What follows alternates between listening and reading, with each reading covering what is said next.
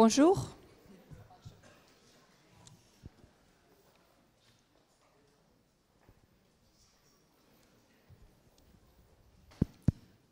Bonjour à tous.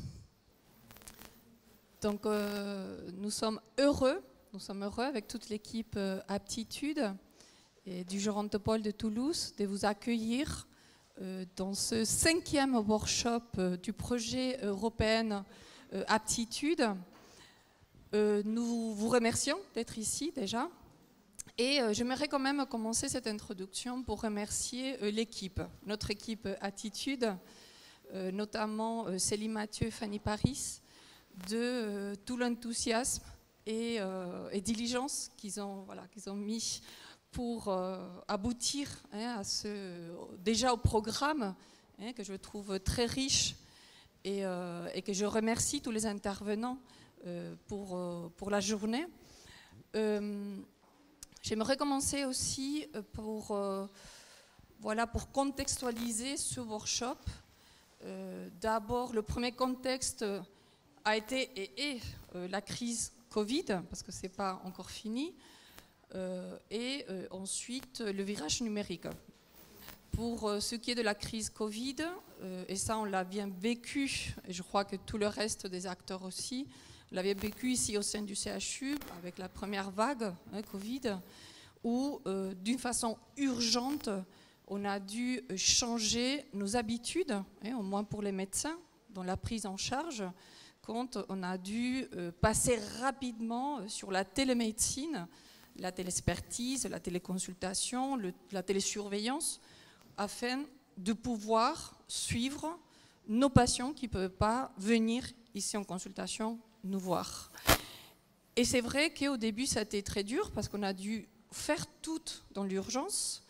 Et je remercie la RS Occitanie, au GPI Santé, à la DCIO du CHU de Toulouse, à nos pas tous les pôles, de finalement avoir pu réussir à implémenter cette nouvelle façon de soigner, que ça coûtait beaucoup de changer nos habitudes, et qu'aujourd'hui on peut voir, et quand je parle avec mes collègues des autres pôles et de mes collègues au sein de notre pôle de gériatrie, que finalement on a réussi à garder la télémédecine et à la pérenniser. Je suis certain que ça va rester pérenne de cette façon très complémentaire à la consultation traditionnelle, même à l'hospitalisation. Donc on peut dire que le Covid a été un accélérateur de tous ces changements, et que même si tout a été difficile, c'est un aspect très positif qu'on peut garder au moins de cette période. Le deuxième contexte, c'est le virage numérique. Donc ce virage numérique, au moins je peux parler de la France, c'est une réalité, se fait progressivement, et ça va devenir une réalité à partir de janvier 2022 avec le projet national de l'espace national de santé. Donc je laisserai tout à l'heure à M. Pont, à Dominique Pont, de nous le présenter. Et si je reviens à Aptitude, c'est un projet, comme j'ai dit tout à l'heure, européen, où la force a été et est depuis plus de 3 ans, entre le début du projet et la mise en place. La force a été cette collaboration transfrontalière entre nos collègues et amis de l'Espagne, avec la Catalogne, avec la Navarra, nos collègues amis de l'Andorre, et bien sûr nous du sud-ouest de la France, avec les départements d'Haute-Garonne, Pyrénées-Orientales, Hautes-Pyrénées. Et on a fait des grandes avancées quand même, travailler ensemble, de réfléchir autour de comment maintenir les fonctions de nos aînés, de nos seniors, afin bien sûr de prévenir la dépendance, c'est dans le titre d'Aptitude. Et aujourd'hui, nous allons centrer toutes ces discussions autour des nouvelles technologies, autour de la e-santé, et comment on peut implémenter cette e-santé à pouvoir nous aider à mieux vieillir de nos aînés, et à nous quand on sera plus âgés. Donc, je voulais remercier aussi à tous nos collègues, amis qui sont venus de ces territoires transfrontaliers. Donc, merci d'être ici. Et je voulais finir pour de dire, et je crois que c'est mon idée clé de cette introduction, à chaque fois qu'on a fait une réunion, depuis, je ne sais pas, Fanny, 6 mois, un an, qu'on réfléchit à ce workshop, à chaque réunion, toujours il y avait le mot partage. Voilà, il faut vraiment organiser le workshop pour mettre autour de la table, aussi dans cette salle, les différents acteurs. Différents acteurs, pas que médecins, pas que soignants, tous les acteurs, des industriels, des start-up, des scientifiques, des chercheurs, qui s'intéressent à ce sujet, e-santé, vieillissement réussi, pour qu'on puisse avoir un espace de partage, de réflexion, et peut-être, et on l'espère, parce que c'est vraiment, comme je dis encore, c'est le but, c'est notre but de ce workshop, qu'à la fin, on sort d'ici avec de nouvelles collaborations transfrontalières, à niveau local, à niveau régional, voilà, à tous les niveaux possibles, et des nouvelles collaborations, des nouvelles idées, des nouveaux projets et des nouvelles perspectives. Merci beaucoup. Et je vais passer la parole à monsieur Bruno Velas, professeur Bruno Velas, qui est responsable du Gérontopole de Toulouse, responsable de la plateforme Inspire et bien sûr de tout le programme ICOP qu'on implémente ici au niveau régional et national. Merci.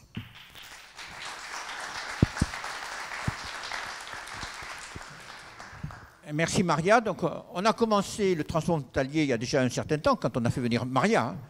Donc c'était déjà une première concrétisation du transfrontalier. Je voudrais remercier toutes les équipes Aptitude et vous tous pour tout le travail qui est fait. Et je vais donner un exemple. Aptitude avance et avance bien alors que je m'occupe de rien.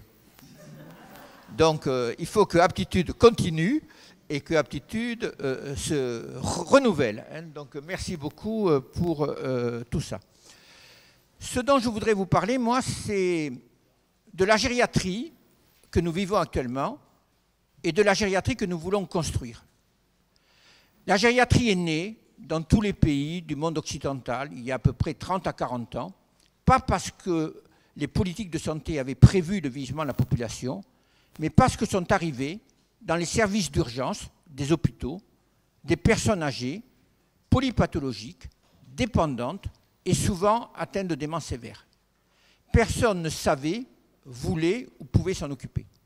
Donc on a créé des longs séjours, puis on a créé des courts séjours, puis on a créé des moyens séjours, puis on a créé toute une filière qui, avec les EHPAD, à elle seule, constitue 1,5 fois plus de lits que toutes les autres spécialités confondues. Donc un poids considérable. Les gériatres font un travail admirable en s'occupant de ces patients dont personne n'a voulu s'en occuper, ainsi que tous les médecins généralistes qui suivent ces patients dans une dépendance sévère.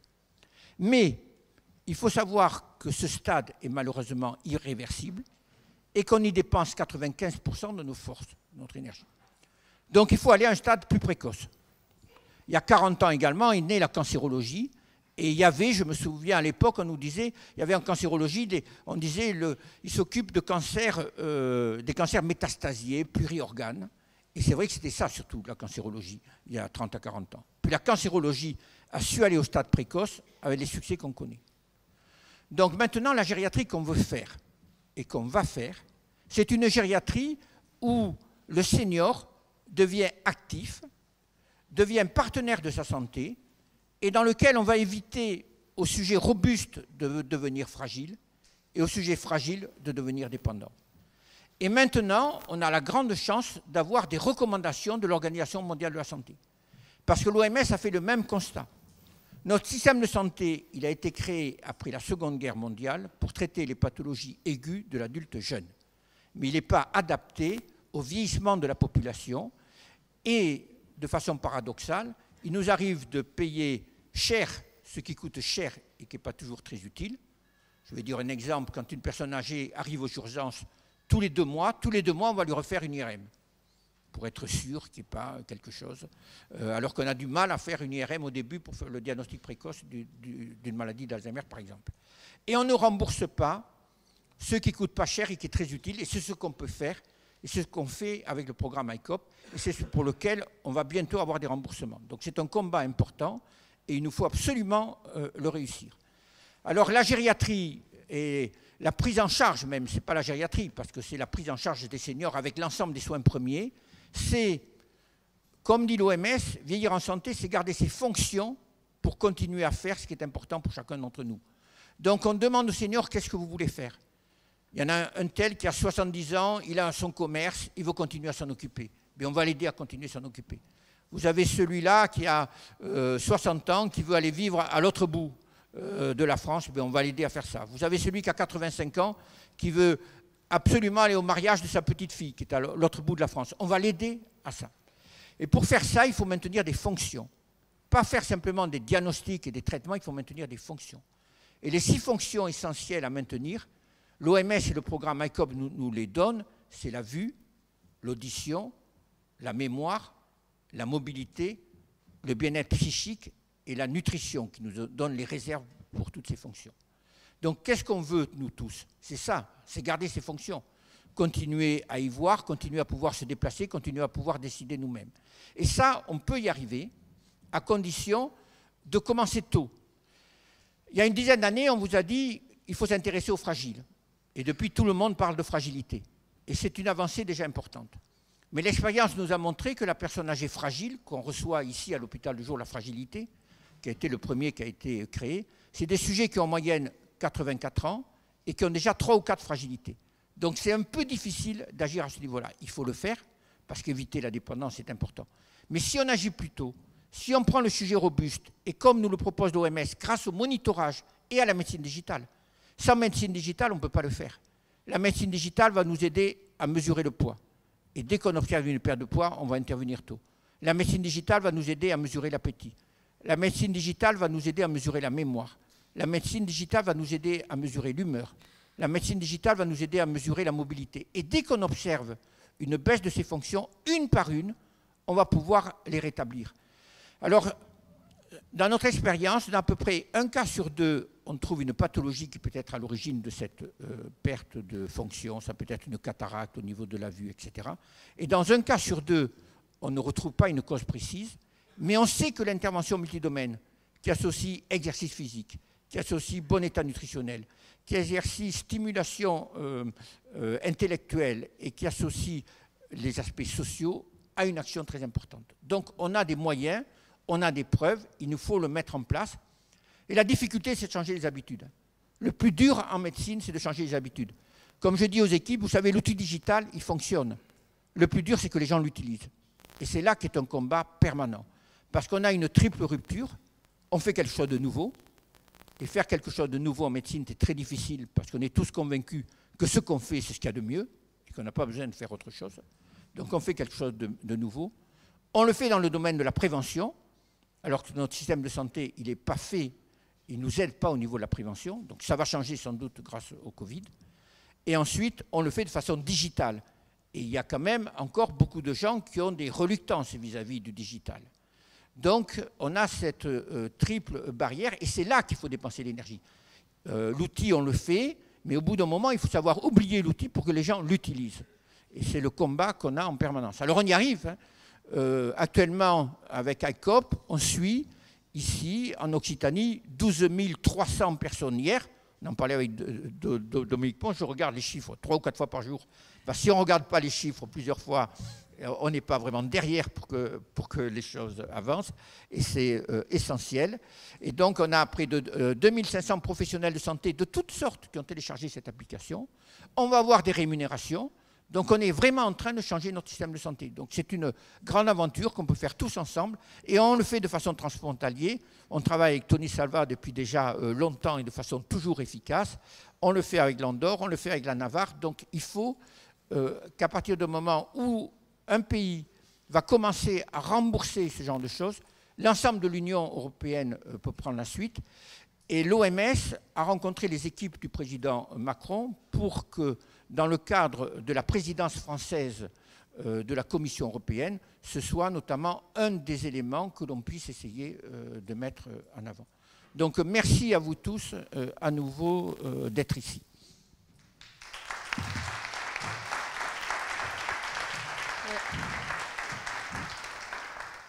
Merci, Monsieur Velas, pour vos mots. Avant de lancer la journée, j'ai la mission de vous dire qu'il y a un système de traduction. Bon, tout d'abord, c'est un workshop en hybride, c'est-à-dire on est enregistré parce qu'il y a des personnes qui suivent le workshop en digital. Et par rapport à la traduction, il y a un système de traduction donc, voilà, il faut tenir en compte qu'il y a quelques secondes de retard, hein, et aussi demander aux intervenants de ne pas parler trop rapidement, parce que sinon, voilà, pour vraiment faciliter la tâche aux traducteurs et aussi à la compréhension du public. Et avec ceci, j'aimerais vous présenter notre invité d'honneur, hein, de ce workshop. C'est Monsieur Dominique Pont, que, comme vous savez, il est le directeur, hein, de la clinique Pasteur d'ici à Toulouse. Et il est le responsable ministériel, hein, à niveau national de l'espace numérique de santé. Et donc nous sommes heureux, Monsieur Pont, de vous avoir ici et que vous puissiez nous présenter ce beau projet et très ambitieux qui va démarrer tout de suite. Merci.